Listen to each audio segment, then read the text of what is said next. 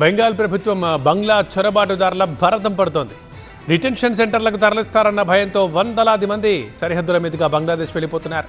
బెంగాల్ నుంచి వెళ్లగొట్టక ముందే వాళ్ళు వెళ్లిపోతే మంచిది అంటున్నారు సీఎం సువేందు అధికారి. బెంగాల్లో బీజేపీ సర్కార్ బంగ్లాదేశ్ చొరబాటుదారులపై ఉక్కుపాదం మోపుతోంది.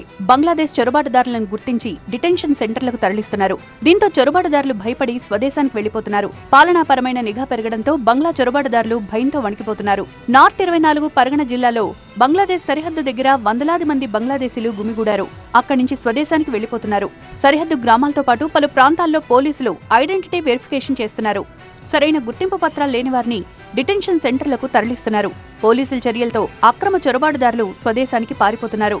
అయితే బంగ్లాదేశ్ చొరబాటుదారులను డిటెన్షన్ సెంటర్లలో పెట్టి ప్రభుత్వ ధనాన్ని వృధా చేయడం ఇష్టం లేదంటున్నారు బెంగాల్ సీఎం సువేందు అధికారి. అందుకే చొరబాటుదారులను వాళ్ల స్వదేశానికి పంపిస్తామని స్పష్టం చేశారు. ఎన్నికల సమయంలో హామీ ఇచ్చిన విధంగానే బెంగాల్లోని అక్రమ వలసదారులపై సువేందు ప్రభుత్వం ఉక్కుపాదం మోపుతోంది. సీఎం సువేందు అధికారి చొరబాటుదారులకు తీవ్ర హెచ్చరికలు చేశారు. బెంగాల్ నుంచి వెళ్లగొట్టక ముందే పారిపోవాలని సూచించారు.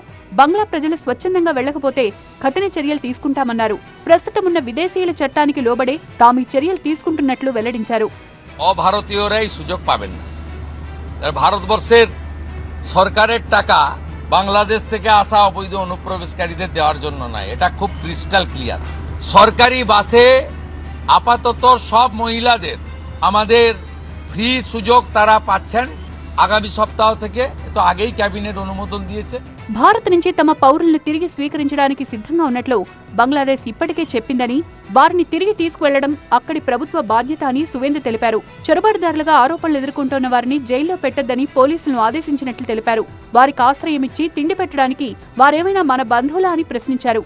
బెంగాల్ ప్రభుత్వం గుర్తించండి, తొలగించండి, బహిష్కరించండి అనే నినాదంతో చొరబాటుదారులను పంపేయడానికి చర్యలు తీసుకుంటోంది.